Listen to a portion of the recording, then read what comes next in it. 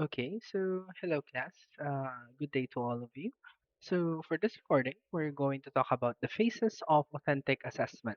Okay, so this module, or at the very least, this part has already been included in your module. So please have a copy for standby so that you can make notes while listening to this recording.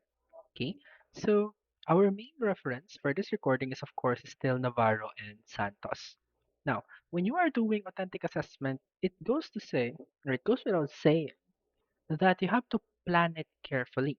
Because, of course, kasama sa authentic assessment yung pagpaplano kung paano ka makaka-extract ng real-life ideas, ng real-life tasks into something that is measurable. Okay? Because we have to remember that assessment is the idea. Okay? It is the process of measuring or quantifying a skill or a data. So kasama rin po ito. Now, according to Navarro and Santos, meron daw tayong five steps in following or when doing authentic assessment. Number one is we have to identify the most important knowledge and skills that the student should be able to demonstrate. So, paano ba natin makikita ito? Okay, one of our main references would be performance standards within our curriculum guides. Okay, so how exactly could you gauge kung ano yung pinaka-importante? Now, that is something you have to research as a teacher. Sa mathematics, what's important is alam mo yung mga basics ng numbers. Pero usually, wala kasing performance doon. Okay? As teachers, ano yung mga important skills ninyo? Making a lesson plan, determining if an assessment tool is useful or not. Okay? Seeing if an activity is actually within the safe confines or the safe regulations of the school, etc. etc. Those are essential skills for teachers. So, ganun din po yung gagawin niyo sa bawat subjects ninyo. For a science major, ano ba yung mga importanteng skills? Do they need to know a lot about their subject, content knowledge? Do they need to know how to properly use the laboratory materials, how to follow the safety procedures, how to make inferences, and to have cause and effect, okay, in a particular scenario. So, ganun po yung mga important skills. Okay? So after you have determined the important skills, you have to set the criteria and standards for outcomes performance. Okay? Dito mo sasabihin, ano yung tinatanggap ko na acceptable performance? Ano yung kinoconsider ko na good performance? Ano yung kinoconsider ko na not so good performance? Okay? So in this task, what you're going to do is to create an analytic rubric. Okay? Obviously, mga gusto mong parts, i-describe mo yon. Okay? So, for example, nilagay mo doon ang arrangement. Okay? The materials are arranged in a chronological or in a color-coordinated manner. Okay? So, that's how you define which is a good material for you. Okay? So, the challenge here lies in actually defining what is good and what is not. For example, vocalization. Okay? A good teacher, okay, uses different intonations, especially during the different, what do you call this, different concepts introduced in the lesson. Okay, that is a criteria for demo teacher.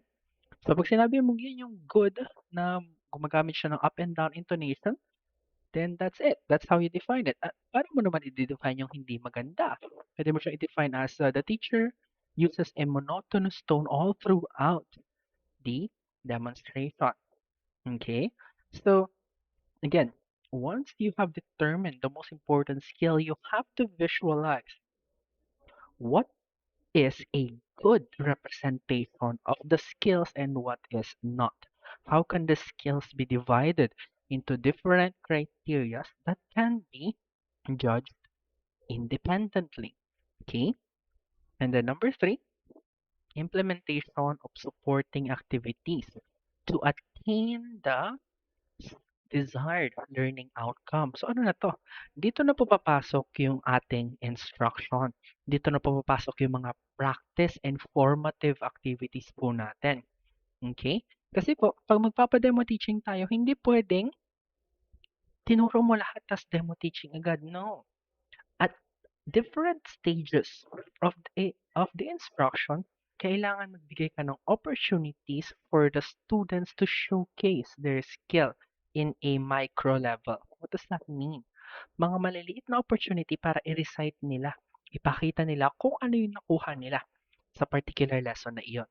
Remember that when you are making assessment, okay, dapat pasok dyan. Balance ang formative and summative assessment regardless kung gagamit ka ng traditional assessment or authentic assessment. Okay? What's important is give your students opportunity to develop the skill, not just test it all at once. Okay? I remember sa amin no, nung koleyo kami, we are practicing. We are doing mock demos. Okay? Pero walang teacher namin. Kami-kami lang. Okay? Well, although mahirap gawin yun kasi wala din naman magtatama sa amin. Of course, since kayo ay magiging teachers, di ba? Halimbawa, yung mga bata ninyo, gusto niyo makita kung paano sila mag-experiment, gusto niyo makita kung paano sila mag-roleplay, you have to give them chances to practice first. Okay, yung iba, tinakita ko eh, yung iba sa DepEd or sa mga basic ed, sabi nila, "Uy, yung oras natin ngayon, gamitin niyo para mag-practice." 'Di ba? Feel ko nagamit na sa inyo 'yun. "O, yung oras natin ngayon, mag-practice na lang kayo para sa roleplay ninyo." But ideally, that's not what you do. Ideally, dapat, okay, pakita niyo nga kung anong ginagawa niyo ngayon. Okay, group 1, sige, pakita niyo sa akin, anong pinaplano ninyo? Group 2, ganito. Okay, and then you give feedback. Okay, ganun po dapat yung proper, yung ideal way na gamitin ang formative assessment to authentic assessment. Okay? So next, measuring the extent at which the students are attaining the desired learning outcome. So how do you measure? I-measure mo by making them perform. Di ba? Kasi nga, paano mo i-measure kung hindi na sila mag-perform? Ito na yung stage ng actual testing. This is the stage of actual demo. Okay? So, after ka po na score nila sa actual demo, of course, you have to make interpretations of the scores that you have gathered. Okay? Si student 1, magaling siya dito. Pero may kulang siya dito. Si student 2, ganito, ganyan. Remember that when you are making objectives, dapat meron doong tinatawag na threshold. Okay? One threshold is, you can say, at least 80% of the students got a score of ganito, ganyan. Okay, for example, at least 80% of the students got a raw score of 4 out of 5 in their demonstration.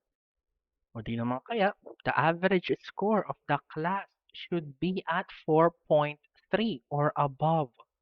Okay, so all of those thresholds can actually help you to determine if you have reached the desired outcome. It also allows you, of course, to identify which students are weak, which aspects ng performance did they have problems on. For example, may problem ba sila sa speaking? May problem ba sila sa classroom management? If we are talking about evaluating demo teachers. If we're talking about evaluating activities, syempre we have to ask, may problema ba sa kanilang ginawang presentation? Okay? Is there a problem with how they presented it? Are there any information that is lacking in the presentation? Kung presentation yung tinatanong, kung sa roleplay, okay? Sa props ba sila ng hina? Okay? Sa mga depictions ba ng mga popular characters sila nagkaroon ng inaccuracies?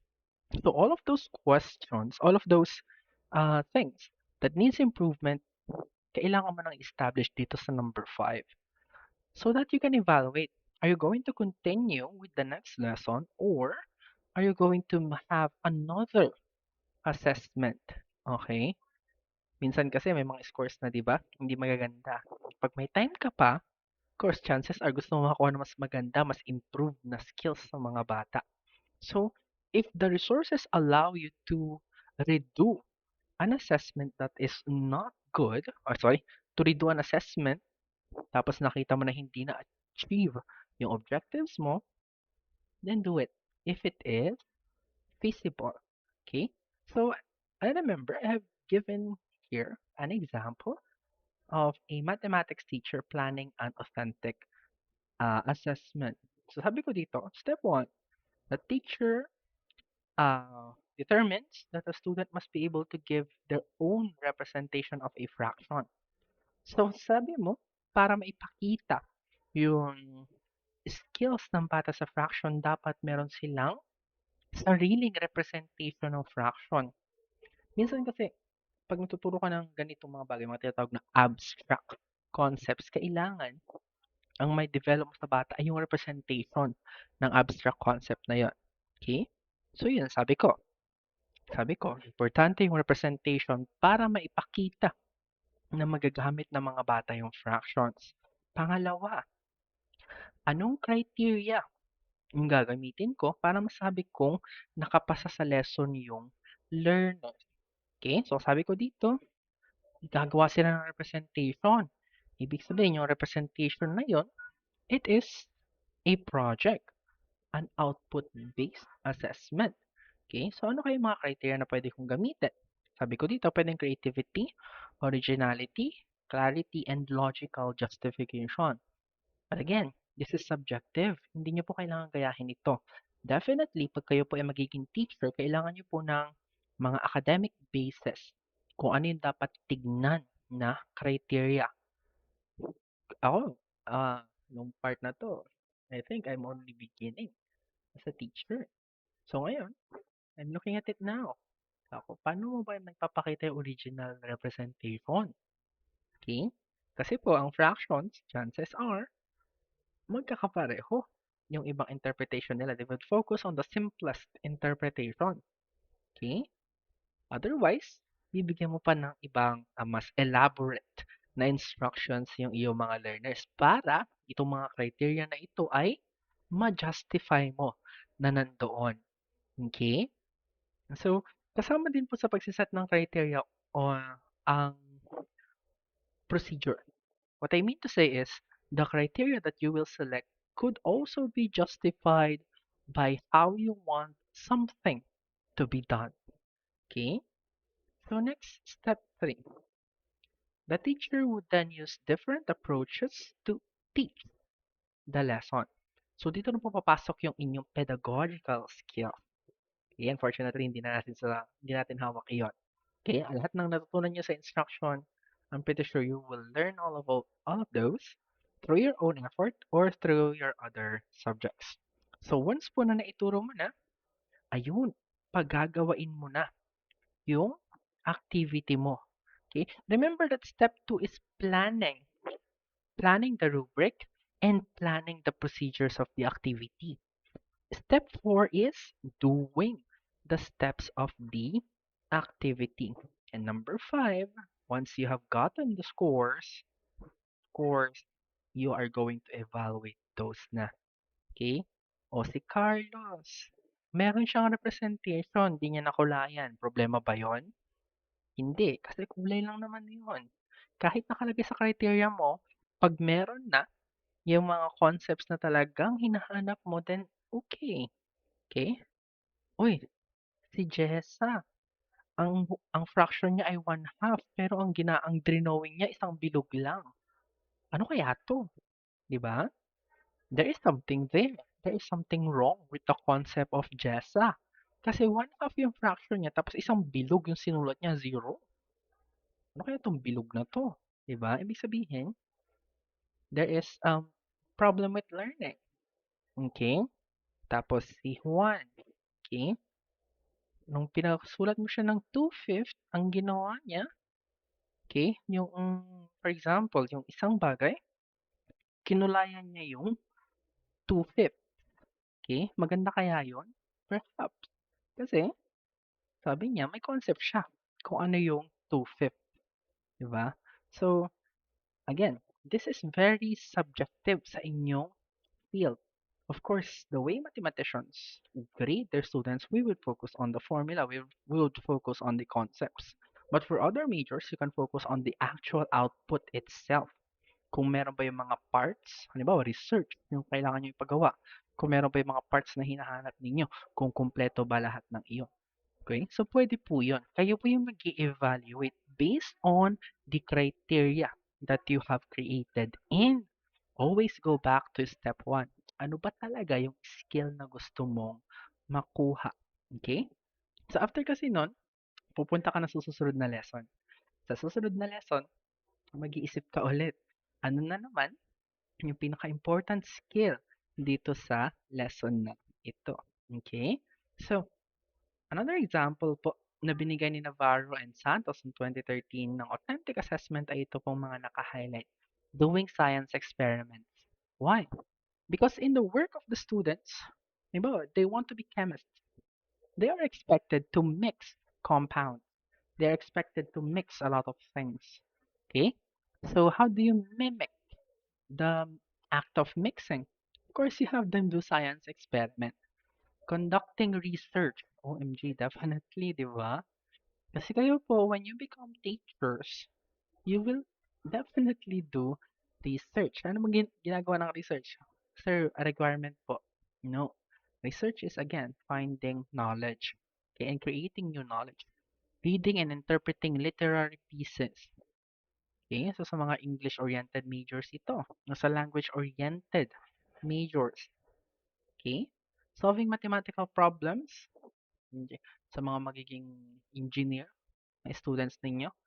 I know a lot of you do not like mathematics. Okay? Pero to some mathematicians, it's the world to them. Okay? So what you need to develop is their skill in translating numbers into real life scenarios, or how to transform real life scenarios into numbers that can be solved. Performing specific competencies, simulation or role playing. Okay? This is a whole lot different from pen and paper test kasi sa simulation or role playing, students are able to give their own taste of a character. Okay? They're able to show variances. Ano ibig sabihin na? They're able to show yung unpredictability na nakikita din sa real life. Kahit may inaasahan ka, meron pa rin mga unpredictables kasi. Ganun din po yung real life. How do each of them respond to the unpredictability of a simulation or a role play? Exhibiting and displaying completed works. You have to remember that when you are showing completed works, meron diyang critic period, evaluation time, question and answer. Lahat ng students ninyo, when they work, dadaan sila lagi sa scrutinization. Anong scrutinization? Dadaan lagi yan sa question and answer, interviews, defenses, and etc. Okay? So, if you display their works, also have them defend their works. Next is submitting portfolios. Okay? Again, ang portfolio ay evidence ng learning. So, anong connection nun sa real life? When you are working, maghahanap sila ng evidences, documentation, proposal. All of these things you will compile and you will submit as evidence of your work. So, bata pa lang, sanayin na natin silang mag-compile ng work a useful or in an organized manner. And of course, submitting original creative projects. Hindi sa corporate world, lagi may mga ganito. They always require you to have something new, di ba? Yung mga creative projects na ito yung mga sa kalaunan ay nagiging bagong commercial, bagong products, bagong services. Okay? So all of these things are reflective of their real life kasi inaasahan natin they will work when they become older. And all of these things, kahit na hindi pa mismong nagmi-mirror sa kanilang career, would give them the skills necessary for them to be translated from school into the workplace. So yun po kasi yung pinaka-golden ng authentic assessment, to shift or to translate students from learners, from students into workers, into productive members of the society. Kasi nga, ang authentic assessment, hindi lang siya ginawa sa work. Ginagawa din siya or kinoconsider din siya as skills in the modern society. Okay, so again, steps for doing authentic assessment. Step one, determining the most important skills. Step two, determining the procedures of the activity and what makes a skill good or bad. Step three, instruction. In step four, oopsie, yeah, nahirapan ako ayan, four. Step four is to actually have them do the activity. And number five, evaluate your students. And then it goes over and over again in a cyclical manner.